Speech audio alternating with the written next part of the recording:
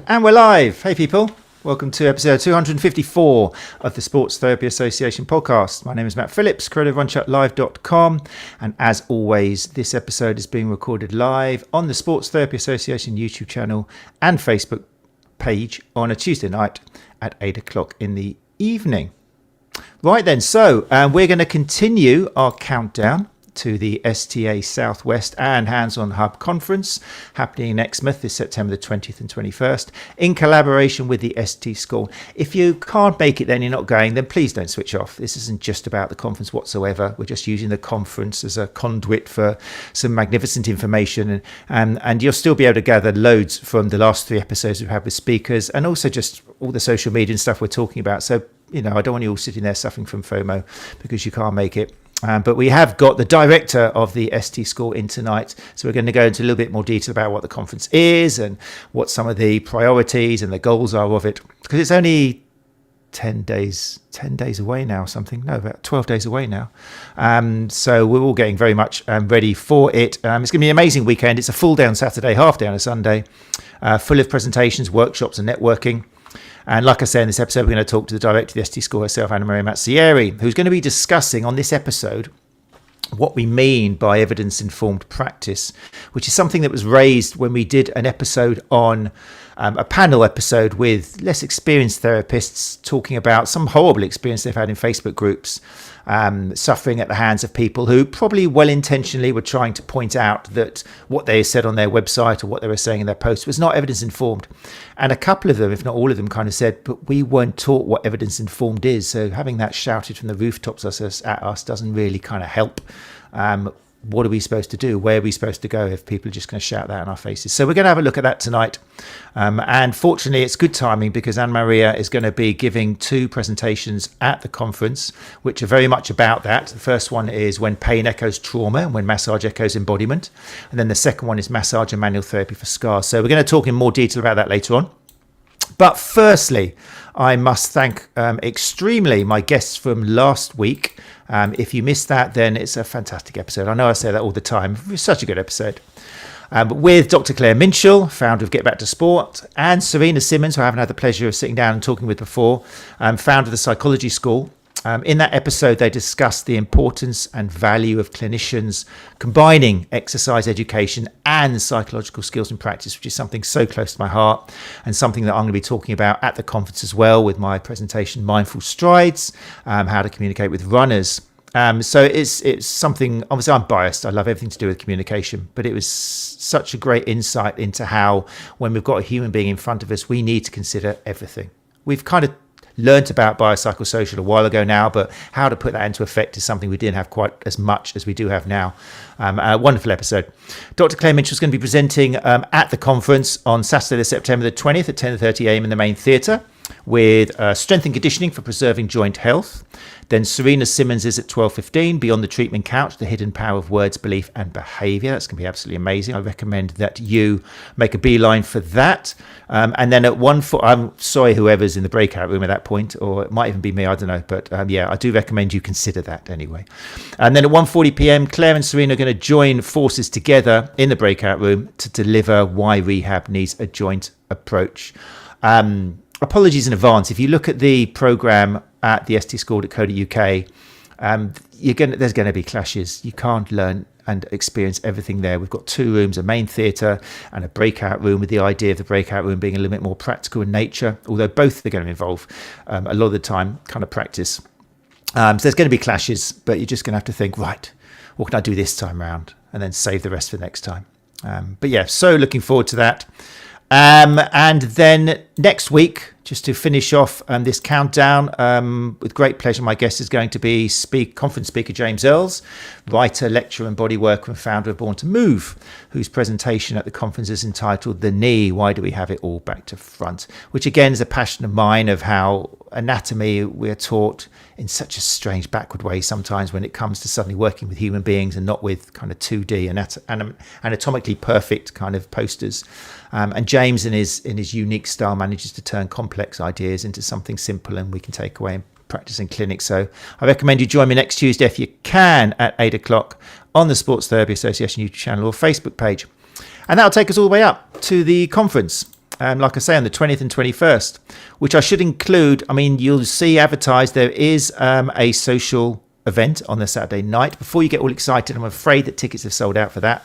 Those of you who have signed up for the social event, which has got buffet and live music and all sorts of stuff going on, then you'll receive an email soon in the next few days with details of that. But if you can't make that, well, you can now if you haven't booked for it, then make sure that you can still get tickets for the conference itself for the Saturday and the Sunday at the stschool.co.uk. So many other speakers which I haven't mentioned already, but just a shout out to Michelle Lyons, Siobhan O'Donovan, Chinty Sheeran and Lou Hawkins-Thompson of 𝐿𝐴𝐭 𝐶𝐸𝐿𝐴𝐽𝐿𝐴𝐻 Andy Hosgood, Dr. Nora Nelson, Tristan Attenborough, Gary Benson, me, and so many others. And apologies if I didn't put in that list, but it just wouldn't have been good podcast listening. Right, that's it. Let's get back to tonight's show.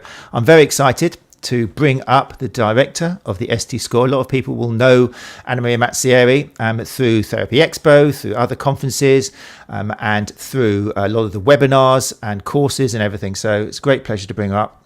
Anna Maria, and he said doctor then. We'll talk about that. It's not quite ready yet. But Anna Maria Mazzieri. Let's bring her up. Anna Maria Mazzieri. I nearly slipped up then. Oh, imagine the day I can say Dr. Anna Maria Mazzieri. Tell us about that first of all. How's that going? Starting on the 1st of October, I literally, when I got the confirmation, I spent the whole day in bed the day after because I kind of had a little bit of a meltdown. And my son said, "But Mama, you applied for it." Yes, but I never thought it was. You thought I'd get it? Get it. Oh, dear. I'm so excited for you. You didn't imagine that was going to happen, did you? But, I mean, it's a natural progression. Honestly, no, I never... People like me don't do PhDs. We are not supposed to do PhD. We are not supposed to be academic. People like me been told, but actually you realize that once you are in an environment that nurture you and you feel comfortable in who you are, you will be surprised what the skills that you achieve and where you find yourself. And I think it's at the right time, and I think it's the right thing to do for my, for me, I'm doing it for me personally more than, for the profession or anything. I'm doing it for me, and I think it's fantastic. I'm really excited, actually. I'm sure a lot of people are going to benefit from it, though, because you've already been involved in papers, haven't you, and worked with Roger Carey and co. And so, no, it's brilliant. We're all very happy to see you in it. Thank you. Thank you. Right then, so... Can I say something, it's nice. Mark? Oh, go on then. Yeah, go on. Just when you said before about the conference, and you said, you might have to choose people, to the main room or the breakout room. But actually, I must say that you and Andy created these 4 words tagline: pause, reflect, connect, and grow. Because actually, part of it, the pause and reflect, is... you have to actually stop a moment, reflect on where your knowledge gap is, and then go and choose what topics you might want to listen to. And I do think that, that pausing and reflecting in itself, that is something that we are sometimes missing in our industry because we don't have the opportunity, or maybe because we are not, we don't have the right CPD that we value or it has been valued to do that. And this is, I link it very much to evidence-based practice, because what is evidence-based practice is not being critical and being evaluating of one's own practice, one's own values, and so on. So to me, that links very well. To me, the fact that people have to choose between going and listen to Claire Mitchell or going to listen to Nora, for me, that what they choose, that comes from a reflection and identifying a knowledge, and that is important. That is learning. That's such a good point. That's really good. And you've made me feel guilty now, because I'm like, you're just going to be running around. I mean, trying to find the next conference, trying to find the next speaker. But it's so interesting what you say. And it is that the tagline of the conference is to pause, which is a lovely first word to say. As soon as you walk in, just take a breath and just soak it all in, and don't make any decisions yet, and reflect and connect and grow. It's great. And you might not decide who you're going to see until you've actually witness one presentation or workshop, and then you have a look and go, actually, this could lead on quite nicely from that. So very cool. I like that idea. When I was writing the latest email and about a little sentence for each of them, I got quite excited because actually let's use those 4 words as our driver for those 2 days and for the futures after those 2 days. It can be a mantra. Check Very that cool. out, Matt. A mantra. You created a mantra. And it's so cool as well the way you've raised the fact that pausing, reflecting is evidence-informed learning. I mean, it's no surprise if you go into teaching, and that's what students have to do in order to process information. So why aren't we doing that at conferences? Why are we running around like headless chickens trying to go from one show to the other without chatting about it and reflecting? So because we're not used to. This is the problem, even with evidence-based practice. Sorry if I'm deviating from what you wanted. This is the problem also with evidence-based practice. Why it is difficult to introduce evidence-based practice in our profession? Because by default, we are being made to think that our profession is only practical, it's only doing hands-on. There is no that digging deep. I always say to my potential students, I said, the course in itself is not difficult. What is difficult is you're going to dig deep in your thinking process. And that, because every time a client comes into our clinic, we got to dig deep then. So we need to learn that. And I think sometimes that's why evidence-based practice don't come as easy for us, because sometimes we're not used to think at that more reflective and evaluating level. Which I guess is what level 5 should be, using your brain more, as opposed to traditionally where level 5 is amazing new ways of using your hands and doing kind of tests. It's more about using your brain. You use your hands in the same way, but the reasoning behind it, the justification of why you do it, it's a change in it shouldn't be a change in mindset. It should be a progression to a mindset that somebody already gave you a level 3 and 4. But that's what it is. People expect to learn these advanced techniques, as actually is the reasoning behind it that can make all the difference. That's so cool. I really hope that, one of the reasons why we're doing this episode on what is evidence-informed practice for massage therapists is because we had that episode a while back, like I mentioned in the introduction, where kind of less experienced therapists were coming to Facebook groups looking for support, particularly people who work by themselves in clinic, thinking, oh yeah, I'll get some support from people who've been in the game a bit longer. And there is, unfortunately, a trend now, and I think a lot of the time it is well-meaning, like we discussed, where people kind of say, no, you can't say that, you don't do that. Where did you learn? Did you pay money for that course? And a lot of the time it's not kind of trolling, it's just people don't realise what it's like, maybe have forgotten what it's like.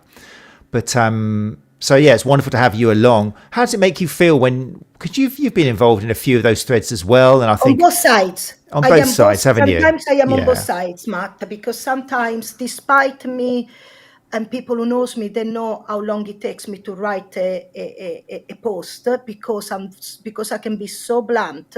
And for people that don't know me, they think, oh my God, how patronizing it is. And the last thing I want to do, because I want to be supportive. So I've been on both sides. I've been the one. I do think that in the moment in which we are on Facebook, I say that as a context, we need to be prepared to have to cope with some personalities and with the fact that words in text loses the nuance. It's also true that you cannot be writing an essay to create the nuance. Said that. However, from the other side, you said it beautifully. People are joining the forums because they say, because our profession is very, if you're a one-man band, or even if it's not, it's quite isolating.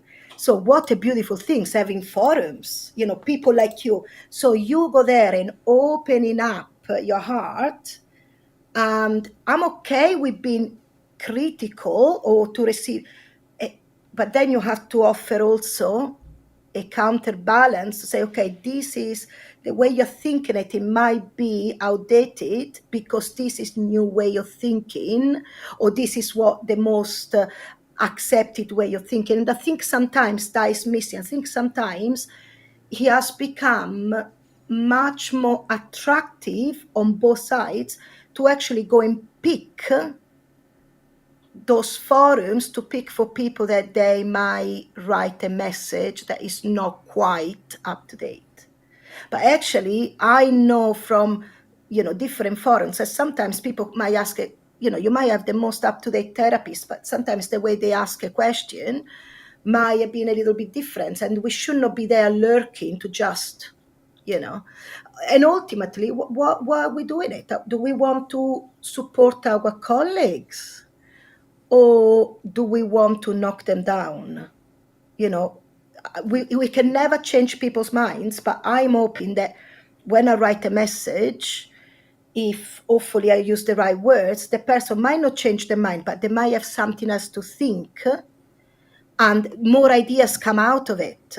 There is not the right or wrong, and I'm a little bit worried that we are losing that support. Why are we doing it? Do we want people to become better therapists, or do we want just to knock people down? Yeah. Said that, and I always have the extra. Be strong, learn how to debate, because that's I might sound very confident on social media, but we've been doing it such a long time. Just be able to justify, even if you're making a mistake, say, actually, sorry, I thought that's how it was. Thank you very much. Justify your position and learn to debate. Absolutely learn to debate. And that, I think, would benefit everybody, will increase everybody's confidence. Great point. And in all honesty, as well as having a bit more, well, I mean, it's so difficult, but yeah, courses from the very beginning should be talking about evidence-informed and that sort of stuff, shouldn't they? And they're not, which is for another conversation, traditional courses. But there should also be, I imagine, modules on how to survive on social media these days, and how to debate, and how to kind of, logical fallacies and all these things. It should be there from the beginning, shouldn't it? To me, when we're talking about evidence-based practice, there is this great confusion out there, they think that evidence-based practice is practicing what the meta-analysis tells you. It's more complex than that. I would say to everybody to go and look at 𝐒𝐓𝐀, the original 𝐒𝐓𝐀 paper about evidence-based practice. It is a beautiful interplay between, you need to take into consideration, yes, the evidence, but in order for you, with your therapist expertise, not even experience, you don't have to be experienced, you have to have expertise in order to cater for the client's need. It's about having the clients there, listening to the clients, to the needs, to the values, to the social, psychosocial well-being. And then, for that particular case, what does the evidence telling us? And then our expertise is to match the two so that we can provide a treatment or an approach that is evidence-based, but also, don't go and look, is massage, is there evidence for massage benefiting, I don't know, in plantar fasciitis? No, let's look, how does plantar fasciopathy behaves? How do people with plantar fasciopathies, what do we know about plantar fasciopathies, treatment, and so on? Then let's have a look out of that. What are my skill set that I can provide? Because I argue with hands-on, because we know, even with things like tendinopathies, there have been quite good studies coming out that they find that the risk factors often are much more psychosocial than biomechanical. So being in a room with somebody that is in your team, in terms of that supporting you with a hands-on, that in itself is evidence-based. Obviously then, you have to provide the right exercise, you have to, if you do not do exercise, you have to signpost them to the right people and so on. But I argue that there is, there is evidence. It doesn't have to, you don't have to look for, is there evidence for massage, change in plantar fasciopathy or things like that, because that's not what we should be looking for.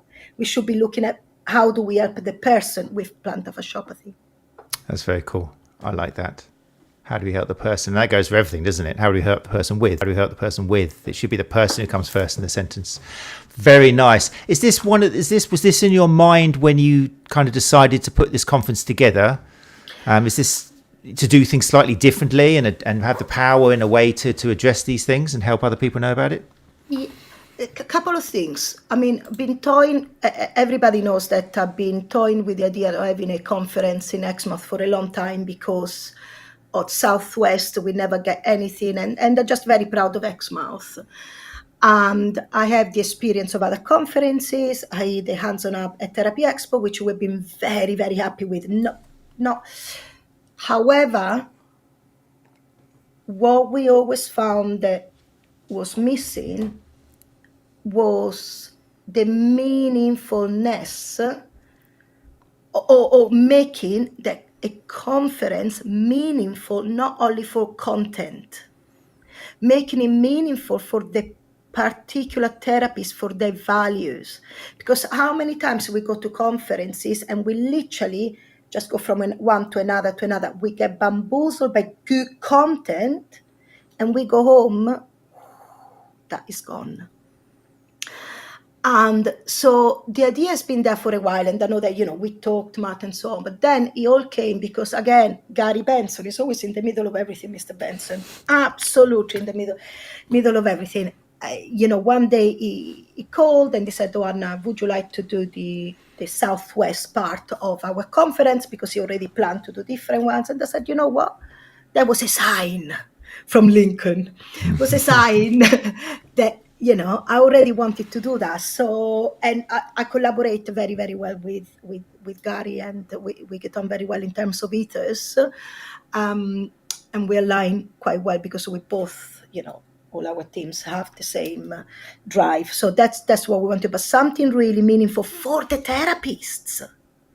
So everything that is delivered there is literally things that you can use in clinical practice, because we find both within training or conferences, does it really help the people that they're catering to? Or is it just somebody wanting to showcase their own skill set at the conference?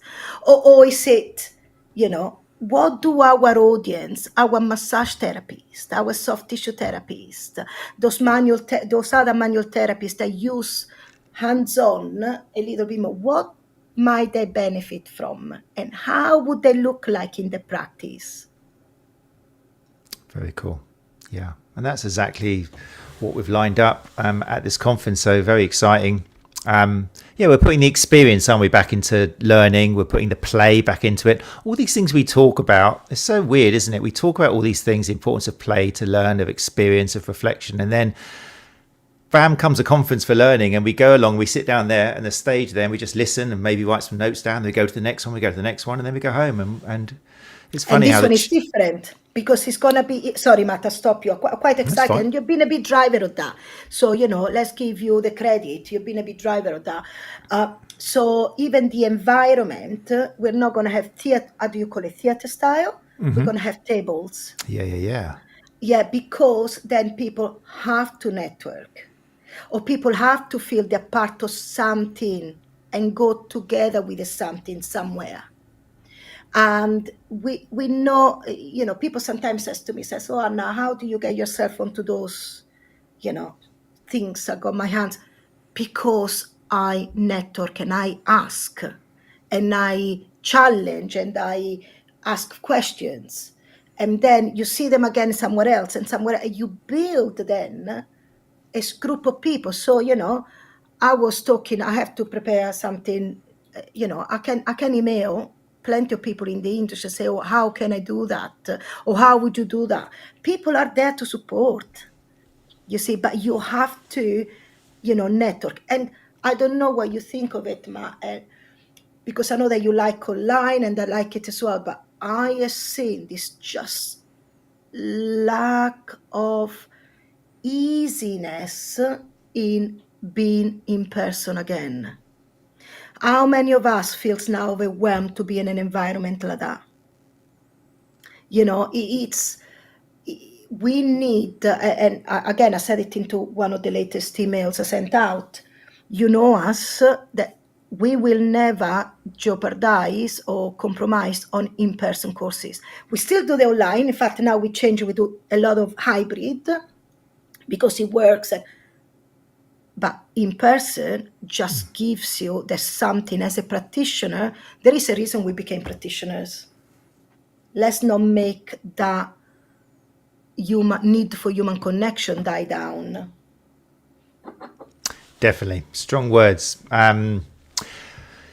It's probably, that's a good segue. It's probably worth mentioning that for those people who have joined us and are listening and they want to learn about what is evidence-based practice in massage therapy and what social media doesn't tell you, then guess what?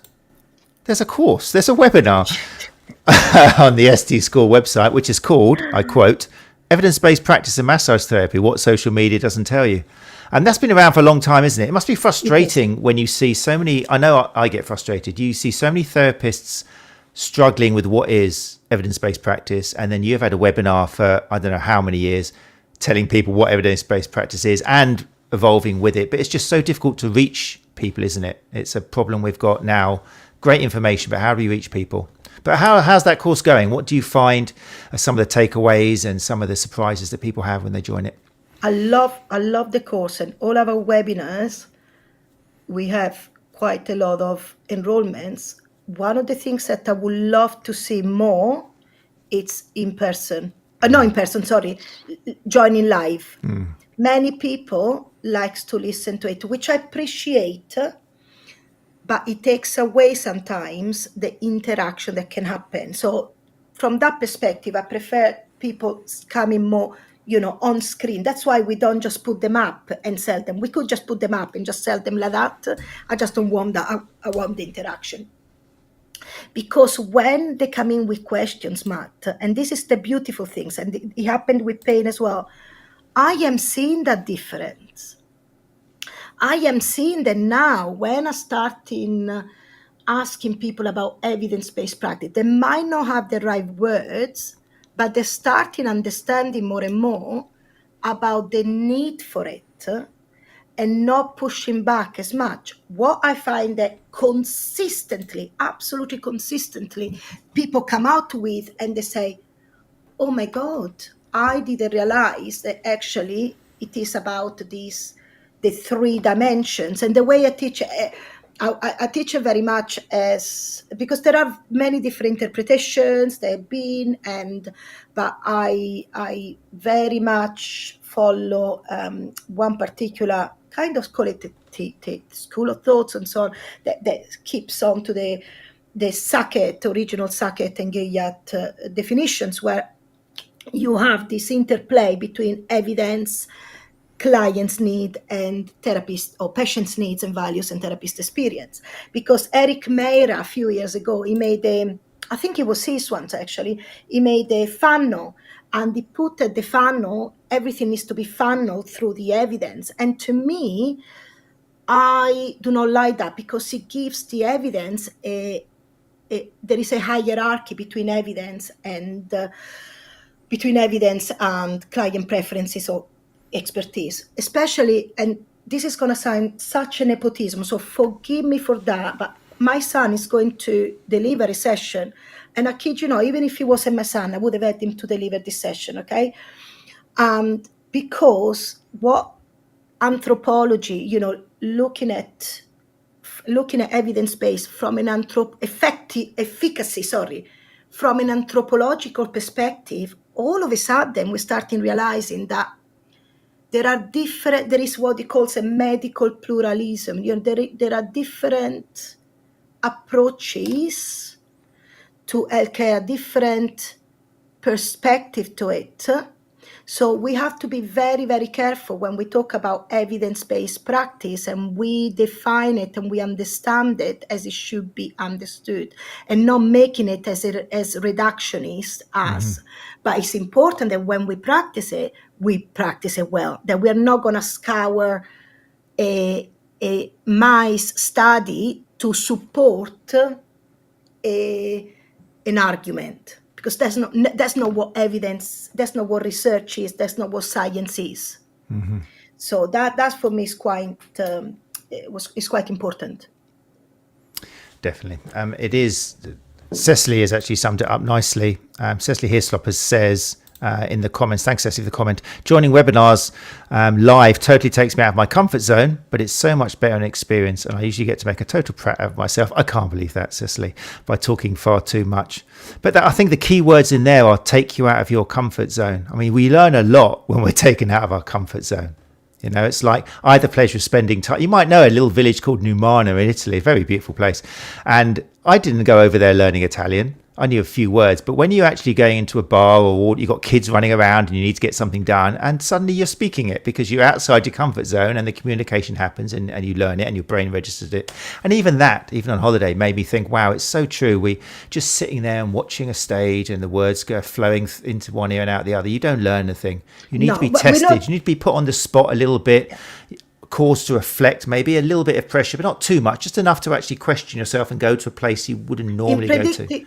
In predictive processing, Matt, that's how we explain learning. In predictive processing, if you always match the prediction, your body and your brain is nice. But actually, when the prediction is not matched and there is a prediction error, my dear, the prediction error, that is where the new learning takes place.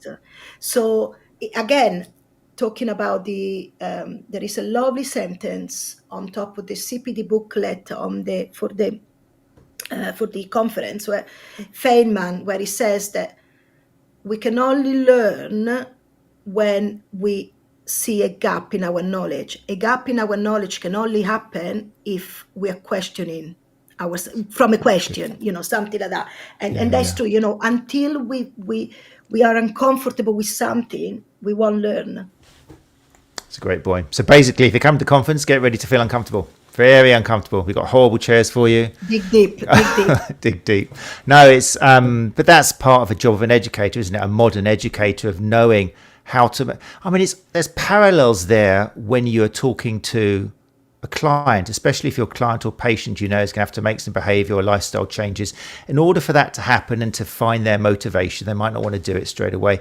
You've got to cleverly, through active listening and that, challenge them a little bit, give the right reflections to make them dig a little bit deeper, to peel off a layer. So we do it with our clients. We should be doing it with our clients. So we should be doing it to ourselves as well if we want to learn and get better at it. So great point, Cecily. I bet you didn't realise you were going to generate so much interesting talk from that. It's great to be taken out of your comfort zone. Not all the time, but a lot of the time.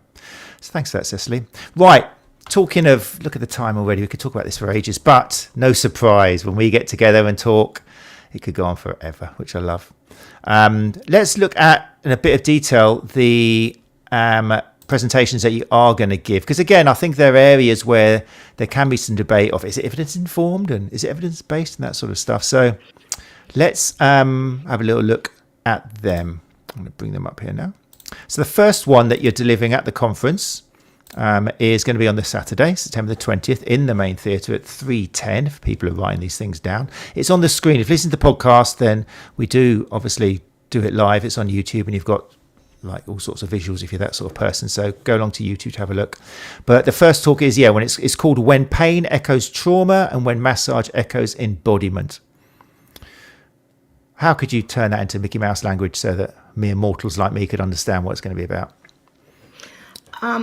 This one comes from the last 3 years, has happened to be 3 years work with Laura Case et al. From Neuron Matters in America, that we have created this massive piece of work, a review of the evidence around it's part of a project of mechanistic research for massage and manual therapy, and what we looked at the evidence for a more somatic or body-wise effects of trauma. And so after those long time like doing this paper, which should be hopefully coming out soon if there are no need to do any more revisions on it, is, the things that I discovered were quite shocking and I didn't know. So I didn't know, for example, that chronic pain. So when pain equals trauma,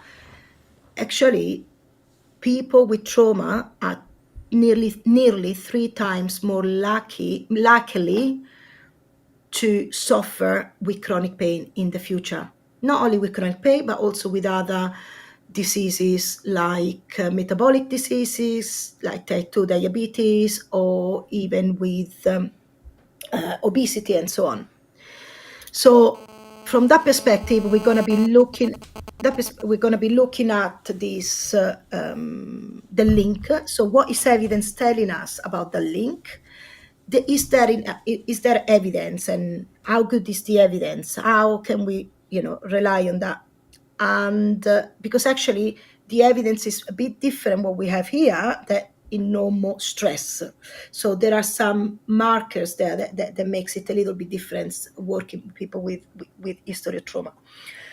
And then, and this is where this is a proposition, and this is the future work that I'm on, is we know that pain, then trauma affects the coherent sense of self. What we call it, you probably hear it as embodiment. So the awareness that you belong within your body, that your body is yours, that you feel connected within you. And so we know that trauma disrupts that, but we also know that somatosensory integration helps bringing you back. I gave an example actually this weekend to my students. If I touch you, if you get touched by somebody else's, how do you know that you get touched? It confirms that you get in touch. It confirms that you are you, because you feel the touch, but you also feel that the hand touching you is not yours. So it is evidence, because if you have a good sense of embodiment, it is evidence that you are within your body and the person touching you is different. How many times you had a client coming to you and they say, oh, I feel my arms is not mine. Obviously, you would have been a good clinician and checked any neurological or neuropathy. But sometimes with chronic pain, they say, oh, I just feel that, the arm doesn't belong to me, or the leg doesn't belong to me. That happens in chronic pain. And that is the disruption between what they feel from outside with what they feel from their interoceptive signaling. That mismatch, the inability to give the right meaning to those sensations, create this sense of a lack of coherence, what I would call a lack of coherent self. So we know that can be improved through somatosensory integration. So to bringing in so many more senses during our work, and that's in a nutshell. You don't have to come and listen to my talk. That's No, because I get it now. I mean, so basically, and this will be like music to the ears of a lot of people whose profession is making people feel good. There's now more research to show what's actually happening with whether you're using cupping or dry needling or massage or anything. That's exactly. We're beginning to actually now potentially have mechanisms of action. And, it's the old cliche, but so true. If we know how something works, we can make it work better. So that's where this research is potentially taking us, which is so exciting. If we know how something works, so not only we can make it work better, we can change our approach. And then because of that, our client would change their approach to their own pain and injury and so on. So one of the things that I'm going to be talking on that is that we need to be very, very careful about what they call trauma-informed practice. And, I see a lot of courses out there, trauma-informed massage, or courses that teaches you certain type of techniques because, some part of the body releases some trauma. There is a lot, I will be discussing that. Okay. Because we need to be very, very, very careful. We're dealing with sounds vulnerable. Great. Yeah. No, sounds obviously especially useful if your clients do involve people who have been through those sort of experiences, but also if not, because you're just getting into the nitty gritty of what's happening when you're touching somebody and the kind of research Matt, you wouldn't believe how many So people exciting. I didn't realize that actually for a child, financial instability in the household, that is trauma. A child, no, certain things that we would not even think that might be trauma, they actually can be traumatic, and we don't even know. So it's not to us to diagnose or to even say that's trauma, certainly no, but for us to be absolutely aware of it. Wow. Okay. Right. We could do a whole episode of that. My brain's just started now firing, and I've got loads of things to ask you. But no, not now. Because that's what the content of that's going to be, and that's a great example of how people are going to walk away with that and need time to reflect and kind of consider, probably look inwards as well. Because there's going to be loads of people who have suffered things like that themselves, and that's always healthy, isn't it? Not for therapists to look inwards and look at themselves, and then that helps you help someone else. Because if you don't understand yourself and you don't give time to yourself, then how are you going to help others? So anyway, I'm going to sweep that forward and move on to the next one, which is still a wonderful look at the evidence behind certain things we do. And the next one with Anna Maria at the conference is going to be on the Sunday in a breakout room, and that's 9 o'clock. Do you reckon I'm going to be there at 9 o'clock? Well, I'm not going to say the conversation we had, but yeah, that's when it is. And that's called Massage and Manual Therapy for Scars, an evidence-based approach. I'm really interested in this because I was one of the people from probably 10 years ago who were, very much including in all sorts of presentations about, massage and manual therapy doesn't break down scars. Surgeons use a scalpel for scar tissue. So this is often kind of used in the old argument of you've got to be more evidence informed. So I'm always very excited when I come across people who are talking about massage and manual therapy for scars, especially when they follow it with an evidence-based approach. So give us a little look into what this is going to involve. Yeah, you just actually said it. First of all, working with scars does not mean that we break down scars or that we want to break down scars. What it means, we know the scars can have a effect they become hyper if they don't heal well. So if a wound doesn't heal well, scars can become hypertrophic, they become hypersensitized, and actually they become restrictive in movement, especially where they are and after certain type of surgeries. So but we can intervene and help the person with the scar.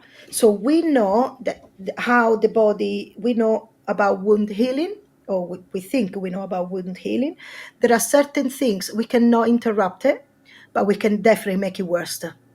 The way we add load, when we add load, can we affect it with our hands? We cannot, but we can affect how something feels, so that then the movement that somebody then gets because they feel better, that will help. And also I'm going to be using cupping, I'm going to be using silicone sheathing, talking about different strategies to work with scars. I'm going to be focusing a little bit more for what we see much more often, which is joint replacement scars, especially knees, hips, and mastectomies. And we're going to have bodies coming in. So unfortunately, the people with the scars that are coming in, the scars are quite old, but it does not make a difference, because what you're doing, it's about changing the way the person, we'll see it, but it's about supporting the person where the scar is healing, but certainly not breaking down scars. But we know one of the things I'm going to be talking about as well, I'm going to be talking about what we know, some really nice research around fascia, because there are some really nice research coming out from the fascia world. Does that mean that research will... Do I make my clinical reasoning out of that research? No, because it's not clinically relevant. But is that knowing about that research is important for me, because what is now preliminary, it might form the basis in the future. So it's important, even if I know, to know about, the research in mice, for example, because although I cannot make a clinical reasoning out of that research, because it's not valid for clinical reasoning, but it's still important for us to know what's happening. Excellent. Very interesting. And we're going to, it seems a coincidence, but we're going to do a fascia special on the podcasts sometime after the conference to talk about how the research is changing. Because again, my passion now is looking at how we are getting explanations for things which have been traditionally poo-pooed. We've been through that era of denying everything and saying that's rubbish. And now it's so interesting that this presentation you're talking about is now giving a different perspective for cupping, so this is so empowering for therapists, because you can do what you do, and no one's saying you have to stop. That's not what evidence-informed practice is. It's just having a little think about what's happening and why you're doing it and what's happening to the individual with you and that sort of stuff. And this is going to be a good example of that. Very exciting, really good. And as it's in the breakout room, then that's obviously going to be more practical in nature. Is the idea of the breakout room that people watching will be able to get involved with some of the... Yes. Mm-hmm. So we're going to have couches. Some sessions are practical. They're going to be couches. You can be hands-on, or some of them, there is some yoga, breathing yoga. So much more, I think, using rehab equipment, and the same for 𝐸𝐭 core. But that breakout room is those sessions where they're going to be mainly practical aspects, where people actually get involved, interactive. That's the right word. Wonderful. Very exciting. Right, where are we? 10 minutes. God, that looks like a Reservoir Dogs. It does, doesn't it? It's a great photo. I love that. It's a great photo. So I wanted to check. There's something. So the Saturday and the Sunday, all day Saturday, half day Sunday, which I think is a great touch, because it means people can actually get home. It's taking the stress out of things as well, which is nice, isn't it? Correct. And also, I believe there's something happening on the Friday night, especially for people who are local. Yes, and for everybody who want to attend, if there is a space, but especially for the local people. And first of all, we managed to put the diaries together, and we have several kind of jam sessions, free afternoon between 3 and 5:36, where people can join a massage for lower legs. One session is massage for lower legs. Another session is getting up, how to help clients, how to teach clients how to get up from the couch. It's all led by tutors or led by very, very experienced therapists. And there are going to be some other massage sessions. We're going to release it this week. But what I'm very, very pleased about, that we managed to pull it together, is that because the times now fit, James Earls will be running. He runs usually in London what is called the Anatomy Cafe, and we're going to be running the Aperitivo Cafe. So it's going to be open to 20 people, and it's a little bit of a ticketed event, but it's quite it's very economical, because we're going to go to a local Italian store there, where they're going to give us a glass of wine with a lot of affettato, like Parma ham and all things, while James discusses something about anatomy. We did it once. It was me. I don't know, Sarah is not here, but it was me, Sarah, and James, and we were at the clinic, and James was talking. We were talking about the foot. So he took the foot model. We went to the Italian store full of people, and having a coffee, and us three there talking about the foot, and James explaining to us the anatomy, and it was really good. And so we thought, let's do it there. So it's going to be between 6:30, like an hour, and then we all go and sleep. But sounds amazing. It's fantastic, because the way James is just such a elegant speaker, but he's very original in his thinking of anatomy, because he's a therapist. He thinks anatomy like we think it. Definitely. Hashtag be more like James. Definitely. And it is. And by no coincidence, we will be speaking to James Earls himself next week on the show. So we'll talk a little bit about that as well. Be more like James. Yeah, I be more love like that. James. Tell him Definitely. Great. Right. We are running out of time. So just to remind people, tickets are still available for this conference if you want to go along, but it is happening in 12 days' time. But if you are, especially if you are local, because that's the idea, we're going to be doing more of these around the country. This is the little baby which is kind of starting it all off and putting this new way of kind of experiencing and pausing, reflecting, connecting and growing.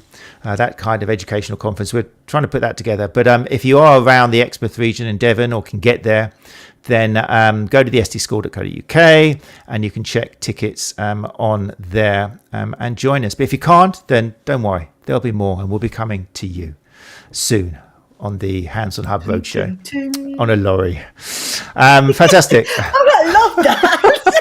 And Hands on Hub, an SDA Roadshow. I love that. That'd be great. We can do that. Just need to get Noel Edmonds out of retirement. Annabelle is in Exmouth. Annabelle Sorovit is in Exmouth. Exmouth, really? Devon. Oh, fantastic. Yeah. Is that a comment in there? So I didn't see that. Yeah, it is, yeah. Let's just bring that down. Thank you everyone who's joined us live. Apologies if I didn't get to some of your comments. Brian Huxley is here and saying hello. You're late, Brian. Just send the reason as normal on an email to matt@thesda.co.uk, just with a doctor's note, whatever it is. Rude. And then Annabelle as well. So Annabelle Sorovito, good to see you here. Where is the conference? Yes, at Exmouth, Devon. On the beautiful Jurassic coast, just south of Exeter. Lovely place. Hometown. That Beautiful. Would sound better. My hometown. Anna Maria's hometown. Not where she was baptised, because I've seen the church and touched the door and kissed the ground of where Anna Maria was baptised in Italy, in a place near Numana. I took a picture there. But that's another story for another show. Right. Thank you, everybody who's listened to the show. I hope this hasn't been boring if you know you can't make it. I mean, there's so much we talked about today, which hopefully is relevant to listeners. So, if you can't make it, then hopefully we've still given you some information to ponder on and reflect on.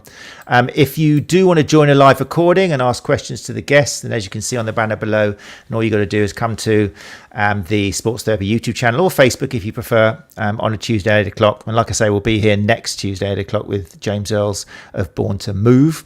And if you do enjoy the show, then do please subscribe to our YouTube channel. And even if you don't like YouTube much, it just really helps with the algorithms and for the good information from people like Anna Marie Mazzieri to just appear more and for people to find out about her evidence informed for massage therapists rather than feeling alone and not knowing where to go for the information. So subscribe to the YouTube channel and leave a rating or review on the podcast app, particularly Apple Podcasts. That would be wonderful. But for now, I think that's all my housekeeping done. I just want to say thank you once again to Anna Maria Mazzieri. Thank you for joining us. Thank you. So interesting. I mean, I knew what you were talking about, and now I'm just so excited about those two presentations. I'm not lying either. So you know what? It would be very interesting if people that they're coming, or even people that they're not coming, but maybe they send emails on what question they would like to ask about, so that somebody can actually ask those questions to the speakers on the day. Idea. Here we are. What I mean? Because there might be people that might not be able to come, but let's, talk especially the STA members. So that, ask some of the questions that you might have been always interested, and so we'll collate them. We'll get some of the team to collate them, and then we can ask those questions for you. Because that will also, that in itself, and then you can write it down. That is another CPD activity. We'll do that. That's a great idea. That was quite a good idea. Yes, we've got time. Yeah, it's good to introduce new ideas 11 days before the conference starts. Great. Welcome to me, Matt. You know how, yeah. I know, just the personal sort of you. Right. That's it, everyone. Thanks so much for joining us. And if you are free next Tuesday to join us live in person on screen, then that'd be lovely as well. If you can't, you're working, then no pressure. But if you can rearrange a few things, that'd be lovely to kind of join you and hear your experiences and thoughts and ask questions to James in direct. Until then, take care of yourselves and take care of each other. We'll see you soon. Ciao. Bye-bye. Ciao a tutti.